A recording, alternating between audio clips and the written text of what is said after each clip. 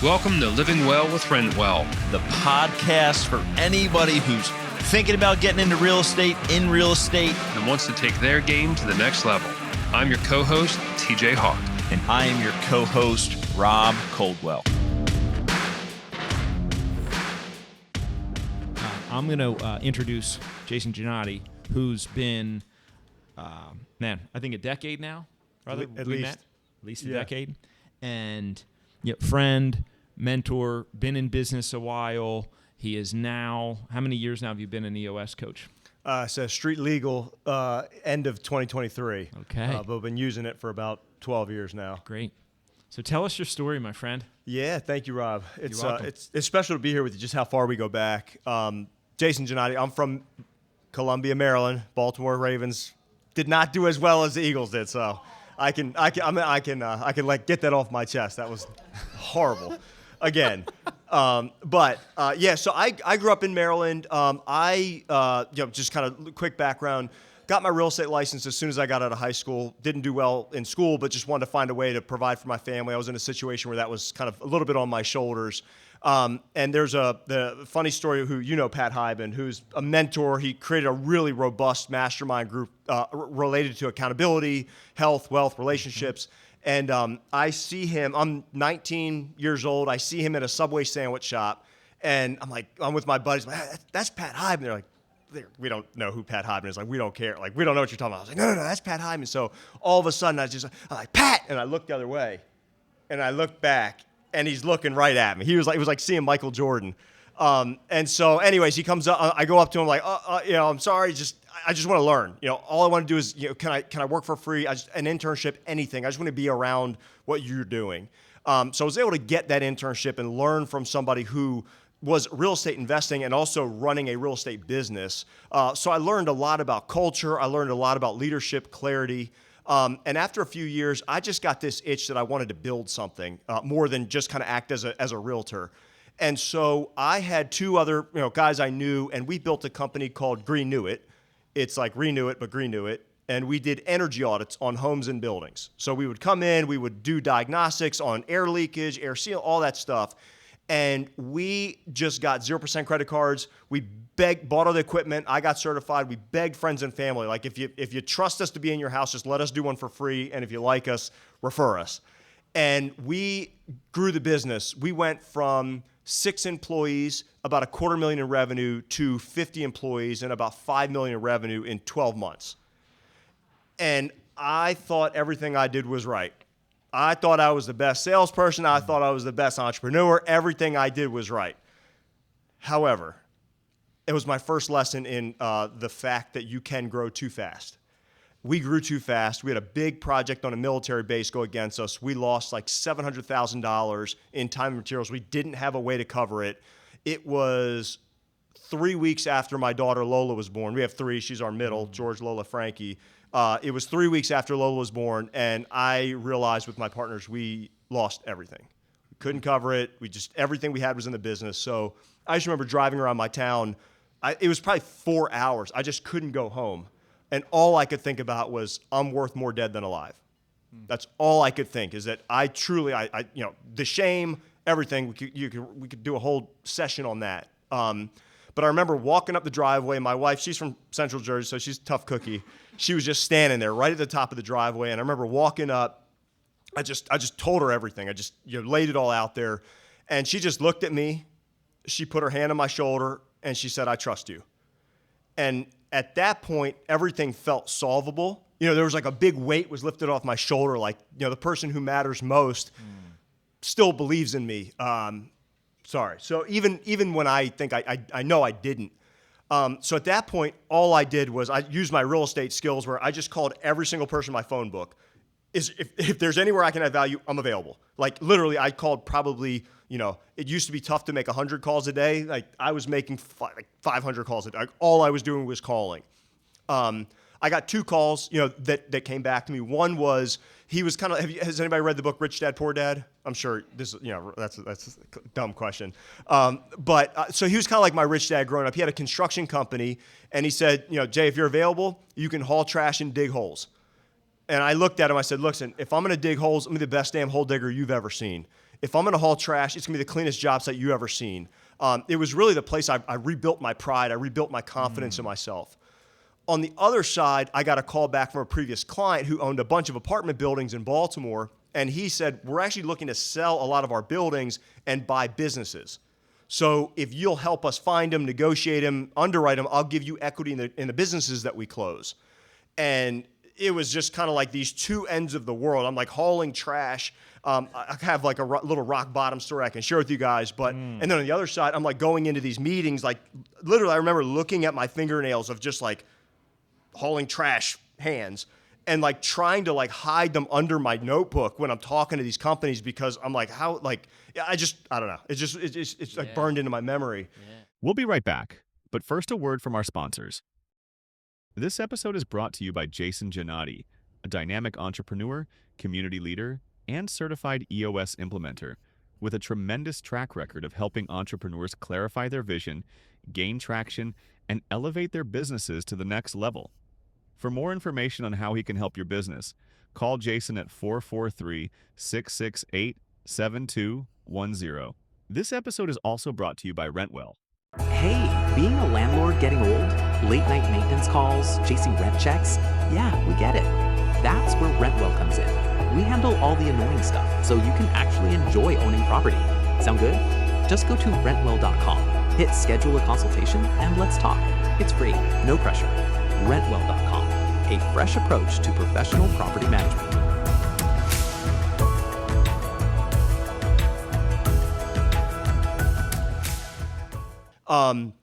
But what I realized was there was these themes between these businesses that we were interested in, that we were not interested, the ones we were willing to pay more for, the ones we weren't. And a lot of it just came down to these simple, basic principles. At the time, a Philly guy, Gary Jonas, he's a mentor to me for a long time, and I know Rob as well. And he spoke here. He spoke here, yeah. He was here for November, I believe, yeah. Yeah, and this was like 12 years ago, he brought an EOS implementer into his company to help them get their goals organized, their accountability dialed in, and just like level set the company.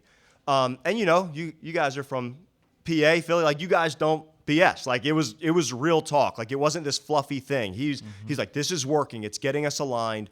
So we started running our mastermind group off of it. We hold each other accountable, health, wealth, relationships.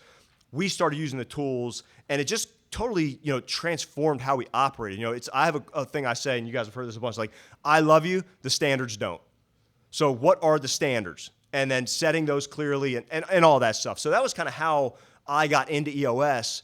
It stands for Entrepreneurial Operating System. So it's meant for groups, companies, entrepreneurs who need to be nimble. They need to move quick. They need to be able to make decisions quickly and bring a team with them. And not be that bottleneck, as I heard a couple points. So that's my I love intro. That. Yeah.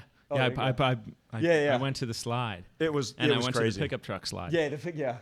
I'll tell you a funny story. This was Big Red, and I remember. Love Big Red. Yeah, I remember. There's another one at Big Red somewhere. Yeah, this was the rock bottom one. If you go, that's the rock bottom. That's Big Red? the one with all the Big trash. Red's empty. Right now. Go to the next one. Okay. Or maybe we missed that one, but there it is. Yeah, that's a damn good packing job. If anybody's ever had to haul trash, like that's a good job. It was weird, kind of how much pride I got obsessive about it. To be honest, like if there was any little bit of trash, I had to get it. Like that was the only thing I could control. But I remember this. It was this day. That's why I took a picture of it afterwards. My son George, he's 11 now, so he was a bit younger, maybe 2 or 3 years old. Is that George? Yeah, that's young George. Okay. He's a little different now. So how old are you at this time? So you realtor, mentor of Pat Hyben. Yeah. Right? And then, okay, I'm going to start Green Knew It. Yeah. And how old are you? Yeah. I was probably 30. I was 31. Okay, and I'm in your office, and I'm seeing, like, it's buzzing. We're There's rolling, a lot of activity. Yeah. And that, maybe when I was there down in Maryland, that's like 50 employees. It was full tilt. And like, runway of revenue, $5 million, and you landed a government contract? Yeah, you had a big government contract. Okay. And it was here's the one thing I learned is like, I learned the difference between top line and bottom line, right? Like I was always talking about revenue. And I now it's like, I don't even want to like talk about revenue. It's like, what are you actually netting? And I think at that point, it was like a lot of ego was tied into it. So I was kind of hiding from the facts. And that's one thing Gary Jonas taught me was know your numbers, know your facts, right? Revenue's less than, profit. Knowing your numbers and really knowing your numbers are two different worlds. Yeah. We experience that all the time in the world that we live in. The first question in a lot of these networking groups and the masterminds, how many doors do you have? Yeah. And nobody's asking, like, what's your net operating income percentage? Like, what's your cash flow percentage? What's your debt service percentage? Like, that's what really matters at the end of the day. Well, what I realized looking back was I looked at it, I was like a merchant who was, I don't know if you ever heard this saying, it was like in the bazaar, the marketplace, and like, I lost money on every deal, but I was so confident I was going to make it up on volume. Yeah, it's just like it doesn't work, right? A lot of funny gifts about that. Yeah. Got it. So I think that was one of the things was just really getting back to it. But to the Big Red story, I remember. So George thought it was the coolest thing ever, like this ugly beat up red pickup truck. He was like, "Oh my gosh, Dad, can I come with you?" And I'm leaving, and I'm like, "No, buddy, I'm sorry, but I'll FaceTime call you at lunch." And I remember it was lunchtime, and that was he was that age, like that was when I talked to him. And I remember it was just like a nice little conversation. We hung up, and I guess on the iPhone, like I was still looking at myself after he hung up. I could see myself, and I could see the trash in the back, and I lost it. Like I literally just started weeping in the car, feeling like I let my family down, I let myself down. That picture has been burned into my memory. And Pat and a couple other mentors. So, mentors got me through this. Like, they were like the magnet. They were they helped me find my faith. Right. But what he said to me, which really helped me reframe, and I think the ability to reframe things is like a skill and a muscle to really be worked on. He said, like, why are you upset about this? Like, are you crazy? I'm like, what do you mean why I'm upset? I'm fucking hauling trash. Like, I had this big company doing all this big stuff, and I'm hauling trash right now. He's like, yeah, but you should take pride in the fact that most people wouldn't do whatever it took to keep their family afloat. He's like, you proved you're willing to do. So I think the janitor comment earlier. That's like, like, right? Yeah, absolutely. So, but yeah, so that was kind of the background. Yeah. Yeah. Oh yeah. That was big. Yeah. That's going to a scrapyard. Yeah. Bro, right. There's money there. Yeah. That's payday right there. Yeah, it's going to need a new axle in the back with all that weight on a 150. But listen, we weren't street legal. But then we had a dumpster back at the shop that I had to manage. So it was just that, and now kind of like the way my brain works is like thinking about all the you hear about SOPs or all this stuff. Like I don't like that. In EOS we talk about like core processes, and that's like the 20% of the steps that drive 80% of the results. Like so everybody's doing it the right and best way every time. Right, and it's not like an encyclopedia we're trying to create. We're trying to create like a little playbook, like on the quarterback, like that playbook, those 5 steps that when we're assessing a property, when we're selling a property, what are the things we got to do every time the best way to do it to our standards? And so I would just notice like, okay, like we got 3 guys standing over here and there's trash that needs to be emptied. So it's just these little things. That's kind of in the weeds, but it really helped me understand just the intricacies of like the major building blocks of how businesses run, how they run well, how they make it almost can be on the opposite side, can feel like a living hell. Like I see a lot of people and their business is the worst part of their life. Right. So some of them are fixable, some of them aren't. But what I realized was we had an amazing culture. You saw that. We had the best culture I could have ever dreamed of building. I'm still most proud of that. We had a great vision, but we did not know our numbers. We did not execute. So we have a saying, vision without traction is hallucination. So that is what we suffered from, and that is what I guess had the opportunity to build back from. And action without vision is a nightmare. Yeah. It's the flip side of it. So we need both. You got to have both, yeah. Yeah, that was a lot there. That was great. At Rentwell, we tried to self-implement EOS, which everybody can do. There's a book you can buy. Gino Wickman is the founder of EOS? He was the founder of it, yep. Okay. Yep. And it's like a spin-off in some ways. I related a little bit to like E-Myth, like I think 15, 20 years ago. E-Myth was really popular, the myth that an entrepreneur starts a business. It's more so like the technician that then starts a business. So, and I've personal experience with an E-Myth coach, and I brought no one else in my organization into the meetings, which was like the worst decision ever. And now with EOS, it's at my level, it's a small leadership team. Yep. And for those in the room, the book is called Traction. Is one of the main books. Amazon will have it to you before you even drive home, right? And there's also like EOS, like Living EOS, and like it's a whole series, dude. It's like a whole culture, series. So you were on the picture that we had up on the plane. Yeah. Right. So you're getting ready on the turbojet or whatever that was. Yep. You're flying around the country. I remember talking to you, and you're buying businesses. You're evaluating businesses to buy. Yeah. And what you said was like, you really got to look at the numbers. Yeah. Behind the businesses, and then you saw the ones that were really worth the most had really good systems and processes, people, and all that. The first question we would always ask, and maybe some of this is more relevant, some of it's not, as just kind of like independent real estate investors, but the biggest like fork in the road for us was, is it management run or is it owner run? If it's owner run, it's hard to buy that, right? Because really what happens is then you have to ask, okay, what's not true? What doesn't happen if this owner, and every time I talk to an owner, and I swear they were never lying to me. I'll say, hey, how much time do you spend in the business every week? 10 hours. I'm like, okay, if you weren't there, what wouldn't get done? Oh, well, the pricing, the supplying, I'm like, I think you are working 60 hours a week. You're just so used to it that it just feels like 10 to you.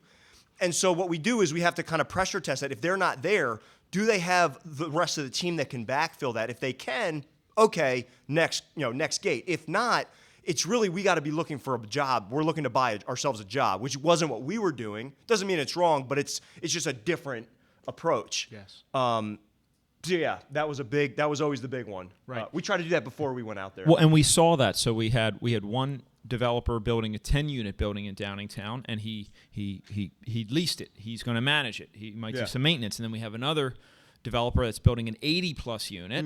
And I'm like, so how did you pick out the paint colors? He's like, the designer did that. Yeah. I'm like, oh, and what about the soundproofing and all that? He's like, yeah, the architect came up with that. And then he has his own management company, and it's like, and that's going to probably sell in the future, maybe like some insurance company or one of the big firms at a much higher multiple than even like the smaller stuff. So sure. What size companies were you targeting when you were going around the country? Yeah, we were looking for construction service companies, so plumbing, electrical, those kind of things. Probably about $1 million or more in earnings. Okay. So usually that would put them at about $4 to $6 million in revenue. And I think there was a few lessons learned. One of the companies we were looking at, we did successfully acquire, was a waste management, a waste hauling business, which again I love. I love businesses that you got to do it. Good economy, bad economy. You got to haul the trash. Maybe that's why I liked it so much. Big red on steroids. Yeah, exactly. But recurring revenue, right? Recurring contracts. So I think recurring revenue, recurring income is always more valuable than transactional income, at least in our view. But yeah, they were small companies, usually between 20 to 30 employees. And what I realized was cool was we actually had a waste company already in the portfolio.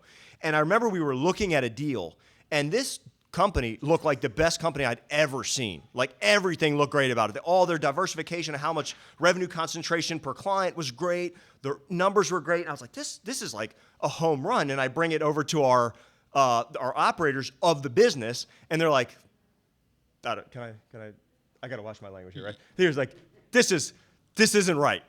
He's like, this isn't right. I'm like, what do you mean it's not right? He's like, we are, and he wasn't being like condescending. He's like, we are a great operator. We're awesome if we're hitting 21%. This company's not making 30% bottom line. So within 2 minutes, they knew they were counting something different. They were versus when we had bought a business, it was an environmental remediation business. We didn't know what was what. So we bought it, and it hasn't been terrible, but it has not been a good one because we did not understand how to analyze the length of all the contracts, how long it takes to get paid, all that stuff. The best deal we ever did, if you guys just want to know, was a 2-location swim school. It was $1 million purchase, and that swim school made more money than all the other companies combined every year. It was just the best. It was the best deal ever. We did sell it, but yeah. Yeah, exited. Yeah, we did exit. Okay. Yep. So I heard riches and niches there. Yeah, I think so. And I think that can be a challenge for us in the real estate world, where it's like, do I do these singles? Do I do a duplex. There's a strip center that came available. Let me go learn how to underwrite that. Yeah. Versus I already know how to do the singles. And at what point do we make a pivot and into another asset class? Yeah. And at what point do we just really get good at the existing one that we have, because the grass is only greener where you water it, Love that. right? Yeah. Well, I think the beauty of a group like this is, right, you can tap into that power of the collective, of the mastermind. So if you are looking at something new, I would just make sure I have an expert, a real expert, not somebody who says they're an expert, somebody who thinks they're an expert, who's done a bunch of those types of transactions that you can pull in to be your eyes and ears to make sure you know what you don't know. That's where I've seen us that's where we got in trouble, was we just didn't know what we didn't know, and we got in there, and then we bought it, and the buying's the easy part, right? It's the operating it afterward that's the tough part. Got it. Yeah. All right, so that leads you into what happened next. Yeah. So when I started noticing these themes on these businesses we were looking at, we're buying, we're not buying, what I realized was the EOS tools, and I'll just give you guys kind of like a high-level breakdown, and my hope is this is stuff you guys can just take and use right away. Yeah, so I have the wheel up. Yeah. It's very tactical. So pretty much the way that we look at it is that we call these the 6 key components, right? And when these are strong, everything else tends to fall into place. So when we say vision, crystal clear, where are we going, how are we going to get there, not just stuck in your head, but every single person in your orbit, in your team, knows it, understands that mountaintop, right? Where's our summit? I have a little thing I always say is like, okay, you got 2 teams hiking a mountain. One is expert teams. Team A is expert hikers, not clear on the summit. Team B, average hikers, all crystal clear on the summit. Which ones do you think are going to get there first, right? Team B, you might have to help them over a few things. They might have to be a little bit, over some stuff, but eventually they all know where they're going. Every movement is purposeful. Versus even when you have top-class talent, if they're not clear on where they're going, every decision has to be second-guessed, debated. What was that? Was that a go? Oh, God, yeah. I'm an Eagles fan, by the way, just so nobody kicks my butt before I leave here. So crystal clear vision, where are we going, how are we going to get there, right? And we have these 2 tools for all of them that we could do a deeper dive into. The next is people. And this is, we were just kind of talking about this earlier with the amazing Rentwell team, was in EOS, we believe you need to have the right people in the right seats. Right people means they meet your core values. Right seats means they can kick butt at the job you need them to do. So 2 common issues we find is right person, wrong seat. You love them to death, but they're just not getting the job done. And then wrong person, right seat. They're toxic, but they're really good at what they do. So we find sorting out, we call them people issues, right? It's a nice way to put it, is identifying, is it a right person issue? Is it a right seat issue? Is it both? What is it? We got to get all those right. So when we have the right people in the right seat, we're rolling. EOS will say, I think 75% of issues come from the people component, like any issues you have in your business. I will go off that script and say, I think it's like 99.9% of issues come from the people component. So that's the people side. Data, are we leading with facts and figures, or are we working with hopium and guesstimates? That's how we look at it, right? So we have this tool called a scorecard, which is kind of a leading indicators that help us understand, did we do the right things this week to move us towards where we want to go? And there's a whole session we could do on that, good scorecards, bad scorecards. I know we've spent a lot of time with Rentwell on an effective scorecard. But the way to look at the scorecard is, if you're on a deserted island, you only get one piece of paper. It's a Cabana boy or a Cabana girl, it's your pick. They bring you this one piece of paper with these 7 to 10 data points on it. What do you need to see to know, is your business healthy or not? Is your business on track or not? So we use that because now we have this weekly cadence that I'll tell you a little bit more in this level 10 meeting, which is the one that Rob referenced, on how we have accountability around, are we doing the things we said we were going to do? So that's the data component. Yeah. Yep. And from a real estate perspective, I would be happy to share. Yeah. Because we're doing this at Rentwell for the properties that we own, the service company that services the properties that we own and manage, as well as the management company that does the leasing, management, maintaining. So we've already built out like the scorecard that works well for us, like days on market. Like if you were in this island, think about this. You were in this island, you have 10 properties. Like, what would you want to know? Like, that's like, you just start there with that question. Okay. Yeah. Well, I want to know how much rent do we collect versus how much could we have? Yeah. I would want to know, is there any outstanding balances? I would want to know, are there any leases coming due? Things like that. So like you can really distill this down to like a single rental property, and then build it up from there. That's one of the reasons why the book is called Traction, because like that's what we're all really looking for to get there. Ishi, have a question? Is there a question? Nope. Question? Nope. Okay. And then the other thing on the scorecard is as the teams grow or as you have different partners, vendors, whatever, there's one person accountable, right? Accountability is paramount. It's the foundation of all of this. So who's accountable? Doesn't mean they do everything, but it means that's the one set of eyes you're going to look at to say, where are we at with this, right? So that's kind of the data component. The issues component, I'm imagining that wheel, so everybody just, vision, people, data, issues is we want to have a list, right? Let's get it all out of your head. Let's get it all out of that 11 at night text message you got to send, or else you're not going to be able to stay up at night. So we want to beat the bushes, get all the issues onto one place, into one place. And then we want to work on this concept called IDS. This is a really good one. This is, again, the one you guys can take here is identify, discuss, solve. IDS. Yes. We want to clearly identify what is the root issue. One example I always give, because it's just the best one I have, is we were in a session working with a leadership team, working through stuff, and they kept coming up with, we have this process issue, we have this process issue. And I looked at it and I said, is it a process issue? I feel like everything you're doing is really just to avoid this person right now. Like, it doesn't seem like process. It seems like this person. It's like, so is it a process issue or is it a people issue? The people issue is harder to talk about. It was harder to face. It was more complicated to face. But the root issue was a people issue. It wasn't a process thing. So when we say identify, it's identify the root issue, the real issue here. The next is discuss, right? So have a chance to just say, okay, what do we think? What do we see? If you have teammates, even if somebody's not directly involved, everybody has life experience. So it's valuable to get vantage points from different angles to just hear their thoughts on the issue. Then we need to move to solve, right? I don't know how many of you guys have ever had a meeting where you're like, we met, we talked about stuff, we talked about it more, we talked about it again, the meeting ran late, and now we're like, what the hell was it? Like, what was that? When we're doing the IDS framework, we want to move to solve. So we say discuss it once. More than once is politicking. Like, just say it.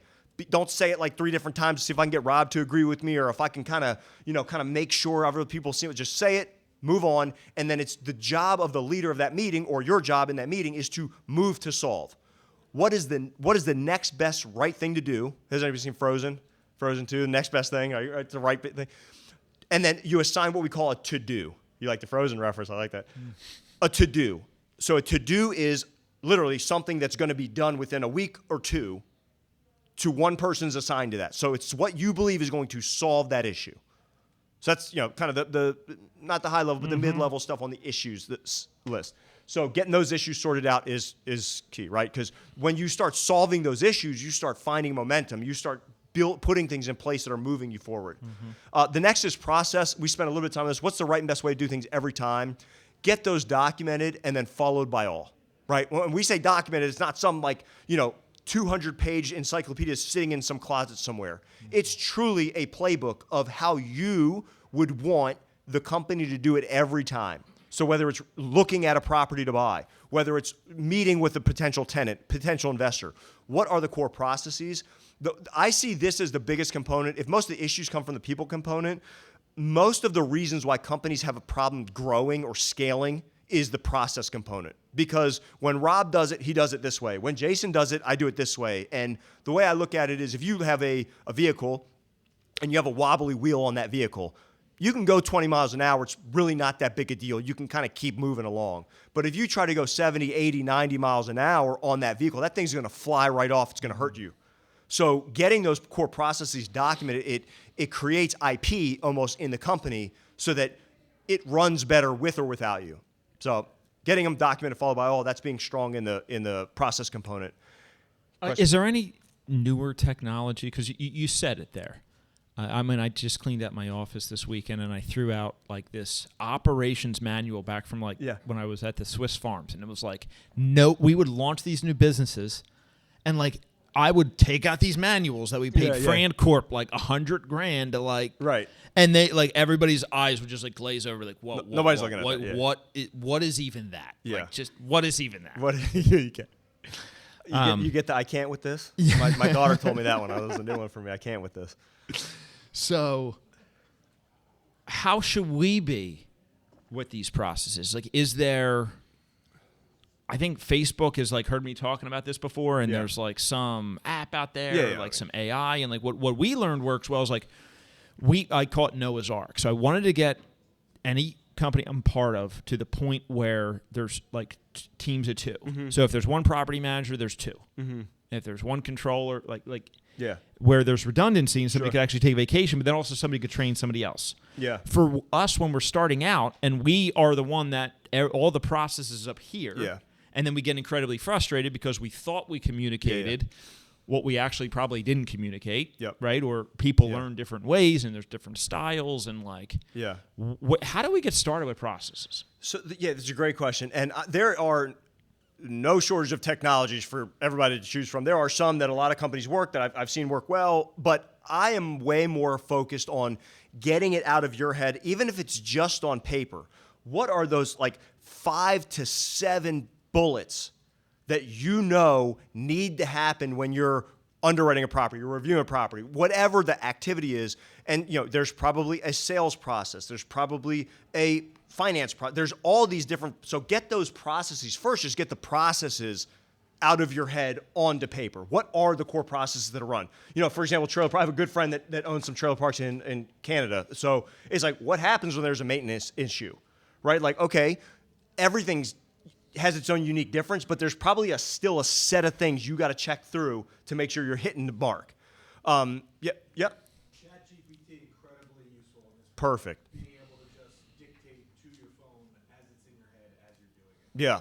So easy. And there's a ton of EOS built in. Like now, there's an EOS GPT. So a lot of times, hey, put this in an EOS format, because our whole goal is like speed, efficiency. So it's not 5 pages of how to look at this property when you're on site. It's like the 5 main steps, and then the rest, you got to be the right person to know, like, write it down, whatever. But we use ChatGPT all the time in the session room.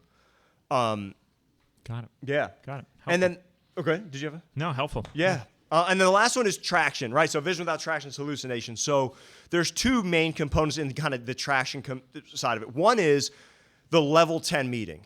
And this is the meeting. If you hate meetings, this is the meeting that eliminates all other meetings. We call it level 10 because everybody rates the quality of the meeting at the end of it, and it should be a 10 out of 10. So that's kind of the premise of why we call it that.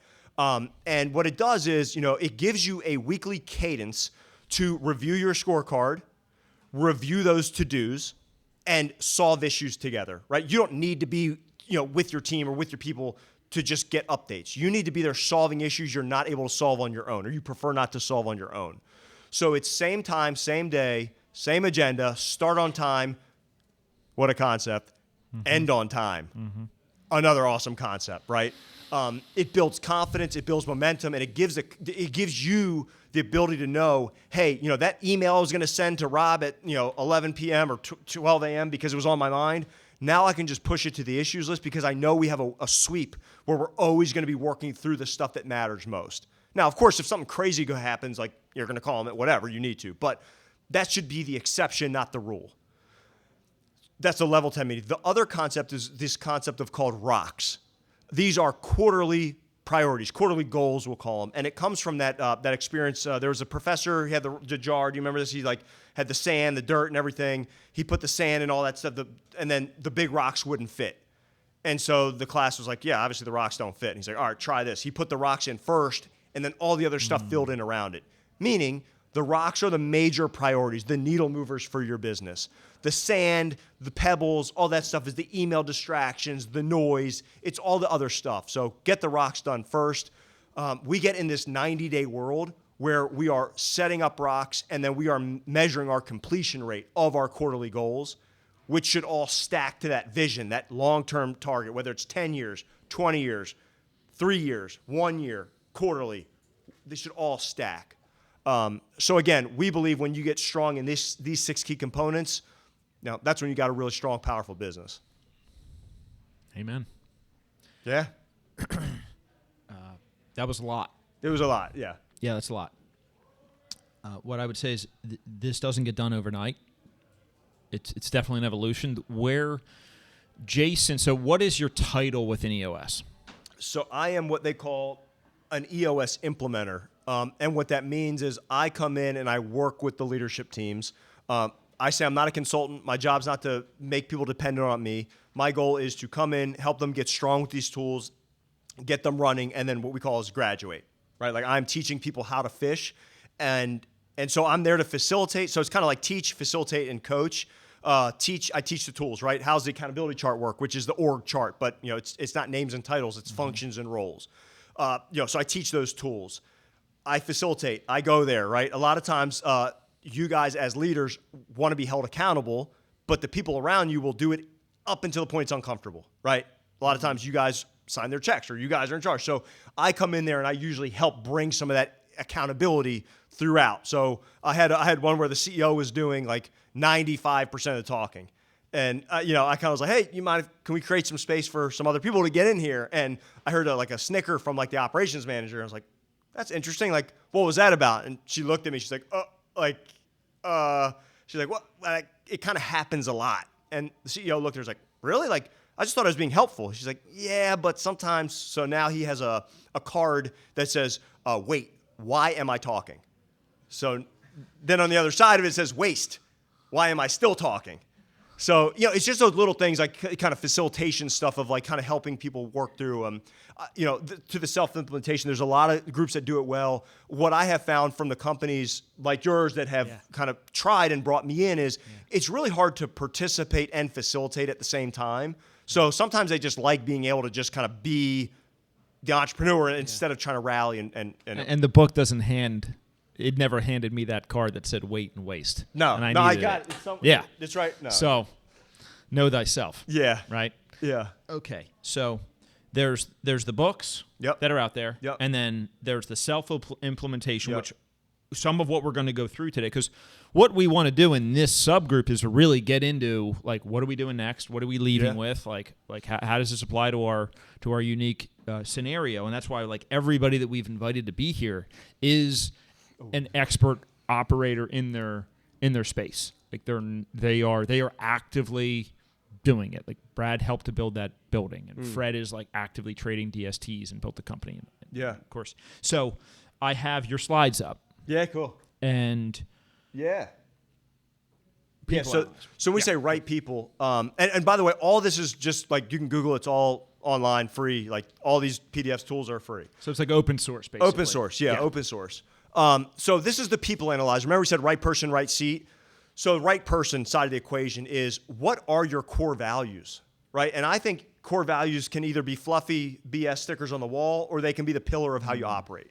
So for example, for our family, it's brave, kind, curious, helpful with extreme ownership, right? So what happens is when you define, and we do this in the room, but you guys may know yours already or want to come up with yours already. You put them across the top. And then the people, and I've seen people use this with not only their employees, but with their clients, with their vendors, anybody they're interacting with that causes, strife in their life. So then what we do is we have the people analyzer, we rank them.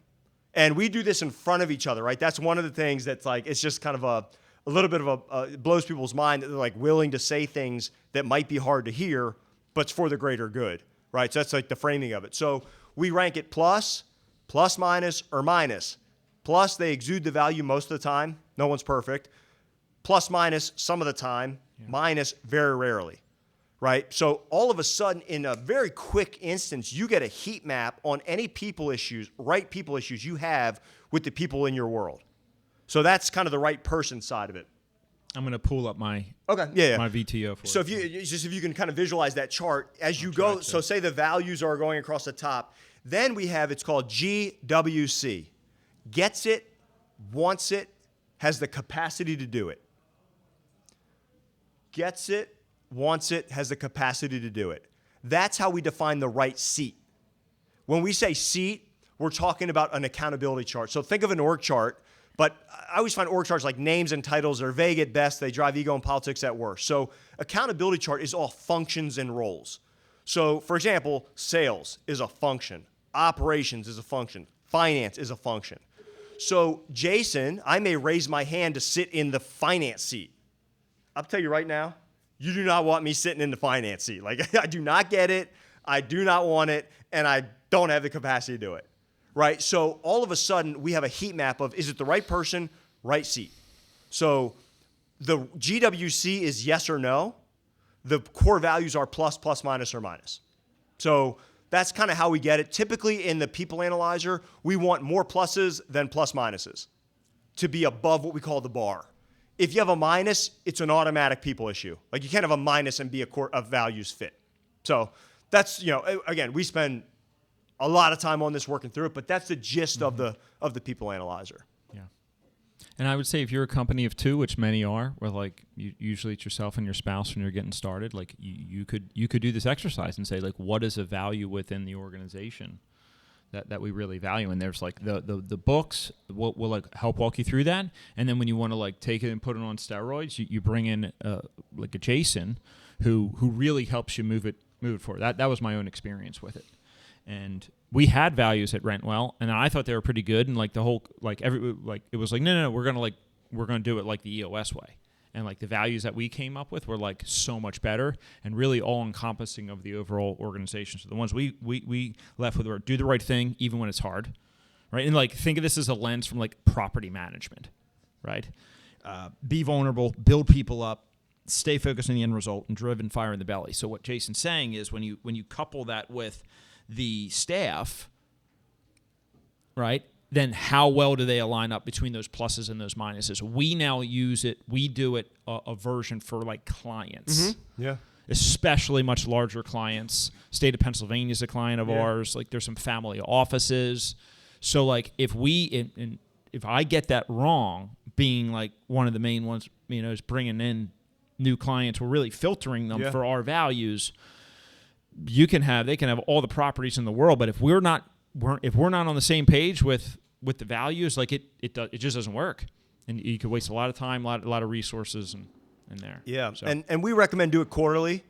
That way everybody knows it's coming. Everybody knows the standard. But the way we look at it is like until you've communicated these standards, it's on you as the leader. Once these are communicated clearly and directly and upfront, then we can start holding people accountable. But if it's like I say, if there's a crack at the top, it's a canyon anywhere deeper. Yeah. So if there's I say that to you guys all the time. Yeah. Like if there's any little bit of confusion at your level, you better believe it's super confusing anywhere beyond you. Cool. So that's super clarity is what we're going for. So we're going to go through some more slides here and then wrap it up in a little bit. But Paul, does anybody have any questions? Yes.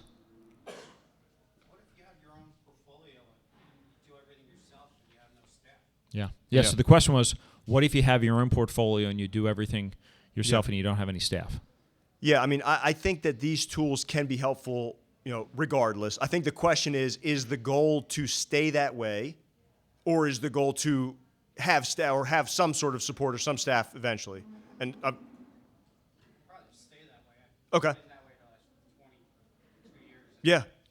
Yeah. Yeah, then, I mean, I think what I would say is just kind of look through it and see which ones you feel like could be helpful to you. I think that, we have a tool called Elevate and Delegate, which is kind of this 4-square. I don't know if it's in there, but pretty much it's like, what do I love and I'm great at? What do I like and I'm good at? What do I don't like but I'm good at? And what do I hate and I'm bad at? We call don't like good at purgatory, hate bad at hell. And so what we do is we say, okay, track your time for the next 2 weeks. Or in EOS Pure, we take the accountability chart that was up there and we just pull all the roles and chart it in there. And then then typically what I like to do is I like to put a dollar per hour value on all the activities. So that way we can see, are we trading, $15 an hour work for $200 an hour work, right? Or whatever. So that's a good way, I think, just as a kind of a solopreneur to get a sense of like how much stuff am I doing that maybe I should outsource, eliminate, delegate, whatever, so you are spending your time doing the things that are most meaningful for your business. Because when you're solo, every minute is priceless. Yeah. And then where Jason and I met was a mastermind group, right? And what did you say the pillars of that group were? Health, wealth, relationships, yeah. Right. So as part of the exercises that we would do up on the screen, it was like, these are all of the various gardens of life. So you might be doing phenomenally well in your real estate portfolio, but then your health, how is that? Your relationships, your freedom, your fun, your excitement, your spirituality, contribution.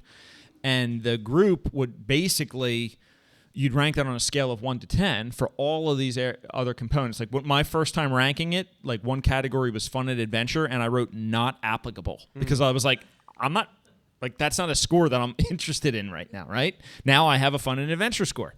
And I've tracked that for over a decade now. So that's our foundation together. And then what that group would do and how it relates to EOS is you would say that, well, if you think of this as like a wheel, and you might be 7s and 8s in some areas, but then like 2 and 3 in other areas, then at a certain point, maybe you do need to find some time, buy back some of the time in all of our businesses, right?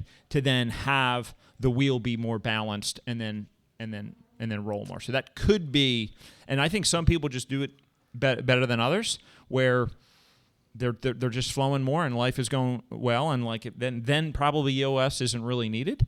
And then for others that are just in a different phase of life or just have different skill sets that maybe they weren't born with or whatever it is, like then it might be. But it could help to look at it more of like the overall part of life. One of the reasons I was excited to bring Jason here is like you got me excited when you just like brought up like that Think and Grow Rich quote when we were on the phone. Yeah, and you're just I forget what it was like something about like definite chief aim and something about a group of people to get. Can you help us with that? What's that look like? Yeah. So one of the things when you saw like those pictures of the construction, I was in a tough space mentally, and one of the books that really helped me through was Outwitting the Devil by Napoleon Hill. Yeah. And has anybody read that or heard of it?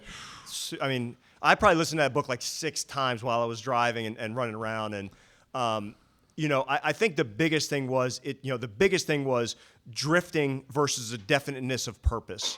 And the way that it's pretty much the framing of the book is this is Napoleon Hill, like interviewing the devil and asking the devil, and, whether you're religious or not, it's kind of like the whatever. It's like, how does a devil get people? Like, how does he capture people? And what he says is like, I already got 98% of the people. Like 98% of people are easy. So the question was, okay, how do you get the 2% that are kind of like fighting back? And the one was like drifting, right? Like when you don't have a definiteness of purpose in all aspects of your life or any aspect of your life, that's typically when the devil would say he kind of like slide in there and start, either give a bunch of tribulations, right? A bunch of failures. See if that'll do it. Oh, if that's not working, let me give you a bunch of success. See if I can take you off your line with all that, too much stuff. But what I liked about it was, it was like, am I being on purpose or am I being designed by circumstance? And so that was always big for me. Like I kind of needed something to like fight back against, and I think that gave me this framing of like I can fight this, I can think through this. But I think that's a great point, Rob, is, and one of the best tools we got was this 5-year vision. And this isn't an EOS thing. This is from GoBundance, but it's like, write it as if it's the present tense. Any issues, any obstacles, just put to the side, but write it as if it's you're the author of this, the director of this movie. And I have some people, it was in a session, it was maybe last week or so. They were like, yeah, like we don't like these long-term goals. They're so abstract. Like I don't get it. I want to just work on the 1 year. And I said, I get that. Like I'm very tactical as well. However, I realized, I said, I think the longer term stuff is more of an orientation. So for example, I have this vision where I'm going to hike Mount Kilimanjaro with my kids and my grandkids when I'm 75. Whew. So in order for that to be true, a lot of the decisions I make now need to be congruent with that. So it gives me this like wayfinding point way out there to start orienting towards. And so whatever that is for you guys, I think that having that point out there, because I don't know if your 1 year goals get you closer or farther away from where you want to be, to your point, holistically. Yes. But I think it's really important to have that vision, because then you have something to orient with. Yeah. And what I would say about that is the first exercise I did with the E-Myth coach almost 15 years ago was writing my eulogy. Yeah. I wrote my eulogy. And early in GoBundance, remember what was it, the dead box? Yeah. That was That was wild. Yeah. I had another one I did, which was I was mentioning to Christina earlier, was write your eulogy, but from the perspective of your spouse, your kids, your sibling, and what you'd hope and wish they would say. And then we kind of look back and say, like, am I acting in a way that's congruent with that happening? That was a tough one, because all of a sudden I'm writing it from my son George's perspective, and I'm like, whew, like what really matters? So some of it might be, to the gentleman who said you've been doing it yourself for the last 20 years. What's your name? Mitch. Okay. So one of the things might be, like, when I was thinking about it for my daughter Lola, it came up was like, I was always there whenever she needed me. I always made her feel safe. I always was fun to be around. And so what I realized was, like, well, if that's going to be true, I got to be in control of my time to be there around and for her, or else it's going to be like, yeah, Dad wasn't around a lot, but da-da-da-da. And again, that's just for me. But so sometimes those can be the motivators to want to change things or update things. But that perspective, that was another great point. Yeah, tough. Yeah, I've never heard that before. That was good, yeah. From their perspective, yeah. It's wonderful. Not one dry eye in the room. Yeah. I bet. Wow. Yeah. Nobody's eulogy that I've ever read is like, he passed away and he had this much or that much, millions of dollars in the bank. Or my dad had 20 doors. It's 20 doors. It's not on anybody's eulogy. Yeah, you have how many doors you started with and the dash. Yeah, it was not there. Yeah. And our last pair of pants were not. We don't need any pockets. One other thing I just want to kind of get into that I always struggled with was like this scarcity versus an abundant mindset. I always felt like it was so fluffy and just so like, what are you talking about? Like abundant mindset, like, and especially when I was going through the kind of the build back, I remember that I felt like in order to be successful, it had to feel like a grind. It had to be hard. It had to be brutal. And what I realized was that I had more success when I was enjoying what I was doing. Like, enjoying it didn't mean it was wrong.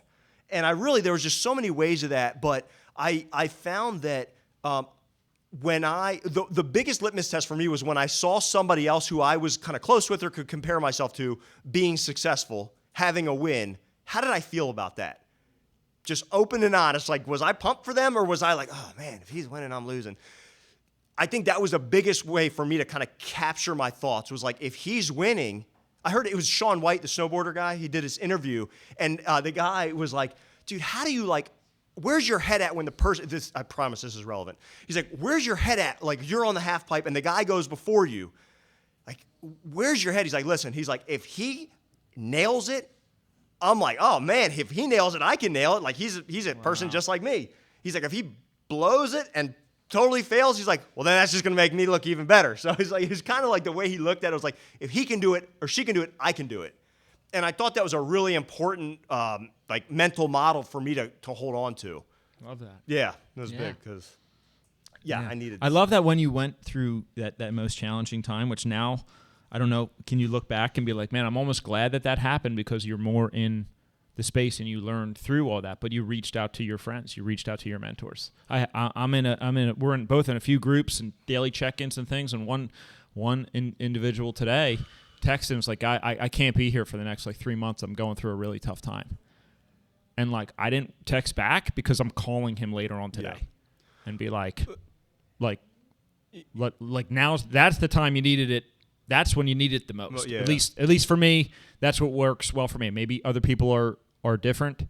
But yeah, to go after and do all this, you're going to be, if you decide to go this route for any business system where you're going to scale up and you're going to create opportunities, or maybe it's not how many doors, it's how many roles you have that make a certain amount of income, or certain schools that your team members can send their children to, or certain vacations that they can get to. And when that becomes more of your why, you're going to we're all going to face different challenges as we grow. I mean, I've heard before, Earth is a place where souls go to evolve. Kind of like that. Oh, like that. Yes. For various reasons, I went to Europe twice this year. So I needed to buy a new winter coat. And I found the store I wanted in Paris. So my husband and I are walking up, and I'm using a cane because I had surgery. And so we're walking up to the store, and there's the two workers are going in, and they said, oh, we just got our lunch. We're closing for an hour. And they went in and shut the door. My husband's like, how can they close? Why doesn't just one of Yes. I would never do that. Then the other thing is, my daughter is a teacher in Germany. When she applied for her job, they said, "You're American. If you're sick, don't come to work. Oh, yeah. You're going to make everybody else sick." But we always think the world's going to stop evolving if we don't just keep driving and Sure. moving. So, Yeah. talking about that balance, Yeah. like Europeans have it. Yeah. Yeah. One other thought that came up, you asked me kind of, do I look back on, kind of that experience? And here's what I'm grateful for is that when I was going through it, what I realized was the two biggest assets I still had was my word and my reputation. So, people knew they could trust me. Like if I say I'm going to do something, they knew. So I kind of had my word and I had a reputation of being. So I think that really reminded me, like, if I lost everything, what really matters, because we did lose everything, was those things. So like when, doing the right thing, especially when it's hard, that's big, right? Like that is when everything else goes away, that's what stands. Got it. So that sticks out. So I think, it toughened me up. It was a lesson I certainly needed to learn. Because I didn't have the skills as an entrepreneur that I needed to be a successful entrepreneur. We were kind of rewarded for our stupidity, as my high school coach would say. Got it. Yeah. Got that. So before we wrap it up, we're gonna have a little discussion around masterminds, and there's like a lot of them out there. I know Jason's been part of some. I'm part of some. And then before that, I just wanted to go through the rest of the slides to see if there's anything else to touch base on. Yeah, we can hit it quick. Just be a little thorough. So what we had here was like the accountability chart. Foundation of everything. So if you're going to start somewhere, start with, even solopreneurs, start with this, because at least it tells you which hats you're wearing and what are the roles you need that hat to wear. Think of it like this. I always joke, Lola, I love her to death. She got her father's IQ. So she needs things very simple. So she was setting up a lemonade stand. And, I can't tell her, like, social media brand awareness. Like, she doesn't know what that means. That means, like, marketing. It's, design the company logo, right? It's, like, simple stuff. Like, what are the roles? Break it down in English, not in, like, fancy speak. Like, be very, like, this is very tactical, should be plain English, the function and the roles. Yeah. To operate one rental property, I don't know, maybe that's 12 different roles when you really broke it down. The easiest way that I always learned to look at it is like, if you had 1,000 rental properties, okay, well, yeah, then there's like one person that's fielding in calls and posting on social media. There's another person that's like doing showings. Maybe there's another one that's like, did they pay rent or not? And when you just take it up to scale, that's what E-Myth would say, is like, just pretend like you're going to franchise your business even if you're not. And then it's easier to see what these unique roles are, because like when you do it at 1 to 10, probably still the same. 1 to 1,000, Gary Jonas level at 1,500, it's much different, but it helps you to determine the right roles. And then you can start to also look at, well, what roles really fill my energy cup and what roles do not fill my energy cup? What do I love to do and what do I not like to do? And then that's where you can come up with an organizational chart. Yeah, and the last point I say on the accountability chart is think structure first, people second. So design the structure, then put the people in the seats. Don't design it based on the people that are already there. Well, Jason does sales. I just design it, because you may say, for example, I need sales, does cold calling, it does site visits, it does door knocking. And then all of a sudden, Jason, who's sitting in that seat, I don't do cold calls, or I don't like to do evening events. You start kind of like designing your company for the person as opposed to designing what you need and then fitting the people into the right structure. So structure first, people second. Cool. Yep. I put up this slide for just the process. Yeah, just an example of like a simplified process of a sales process. So again, this is just ChatGPT, this thing, but really it's less is more. Less is more. It should be something that fits on half a sheet of paper, the steps it takes to do the process. Cool. Data. Yep. Scorecard, just a good go. example. Leading indicators are better than lagging indicators. A lot of times what we say is, you admit, like say we say like rent collected, right? If that's red, say 100%, right? Or whatever the right metric is for the, that's realistic. If it's red, go in your mind and say, okay, if it's off track, what would I go do about it? Actually, like what would I really go do if rent was off? Well, it would be call on all the collection or whatever it is. So I would ask you guys to track that activity that drives the result you're looking for. So for example, a great one on all the residential stuff is like 5-star reviews. 5-star reviews. I work with a lot of construction companies. we switched it from how many 5-star reviews did we receive to how many 5-star reviews did we request that week. So now all of a sudden they got somebody, their number is, I'm going to go ask anybody had an experience with us, what can we do to earn the 5-star from you? Got it. So anybody looking to grow their real estate portfolio, maybe it's how many proposals did I put out, or letters of intent, or how many postcards did I mail, or properties did I go visit? That's right. Yeah. Got it. Yep. Okay. So leading, and then accountability, one person owns it. Cool. Yeah. So So that's your QR. Yep. That's how everybody gonna get a hold of Jason. He comes up for my company and other companies that are in the Philadelphia area. And thank you for being here. Yeah, it's my home brother. away from home for sure. Your home away from home, Yeah. and Todd, he is an Eagles fan, so you can, and Todd has a question. Actually, a couple comments. The email that you brought up a few times, if anybody hasn't read it, Yes. I read it in 1992 when I started my first company, and I kind of frameworked everything around. That's great. Rock and making everything consistent and all that. Yep. Good to great. I think you were referring to a couple things that were from Jim Collins' book. Oh, yeah. Well, and I just bought 5 copies of Traction Nice. on eBay, so it'll be in my house Monday. Nice. So if you come Thursday night, I'll give away 5 copies of that book. So, hopefully you bought it already. Awesome. Yeah, right. Awesome. But I'm going to give away 5 copies next Thursday night. So please show up to see Bud Evans, who's doing a presentation on AI. He's a former pilot. He owns a bunch of rental properties. He does Nice. a great job of explaining AI in things other than just wholesaling. Because I think that's what you always hear about AI, is how to find wholesaling applications. But in terms of how to run your business and ChatGPT and all the different things, so it's a great event next Thursday night. Love that. Can you pull a copy of a picture of that book, Traction? Sure.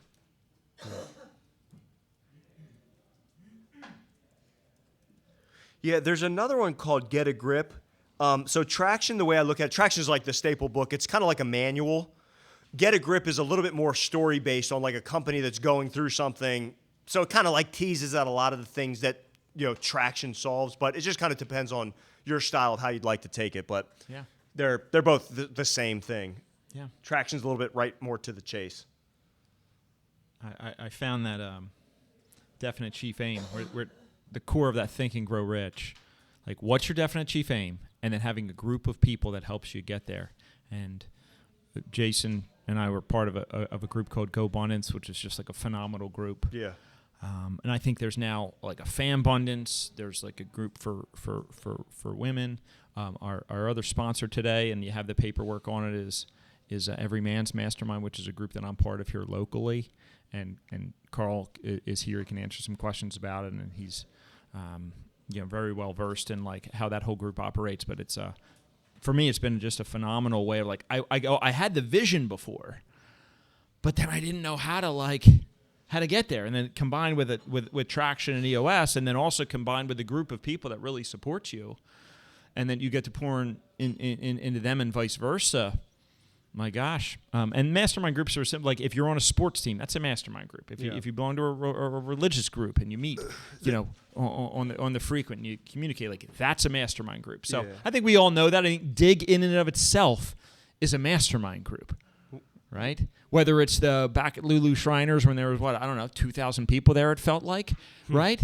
Or a subgroup like this with 50. So I would encourage all that, and yes. One thing I've noticed from the mastermind, because I was lucky, I was like 19 years old, and I got like just so fortunate.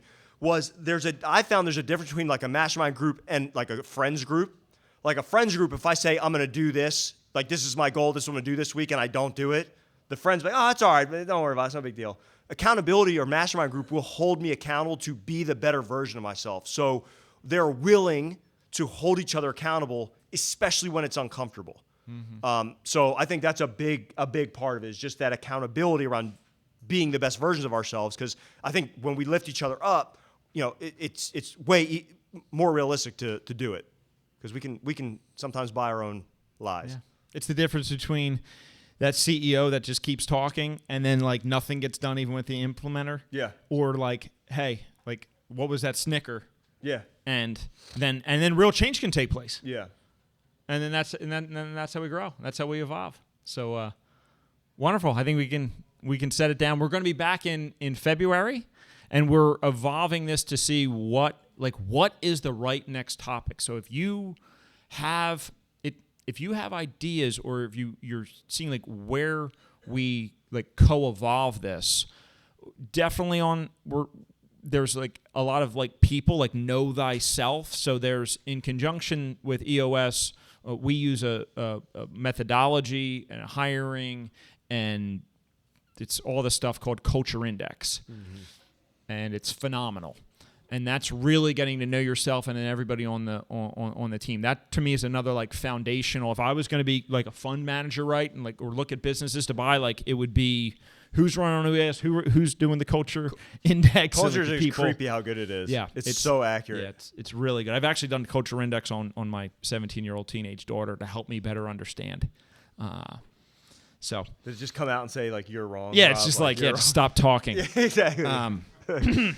And then we have Craig here, who's the fund manager, and we have Carl here, who's doing like really well and growing the mobile home park. So the thinking is like this was to lay the foundation, right, for those that really want to like scale and go to the next level. And then it's maybe we take a look at this season of 2026 to look at some different asset classes. So yeah, open to other ideas. What we do want to have is operators. So it's one thing to bring, let's say, a real estate broker that sells commercial property. I'm going to run out of questions in 15 minutes because they're not operating.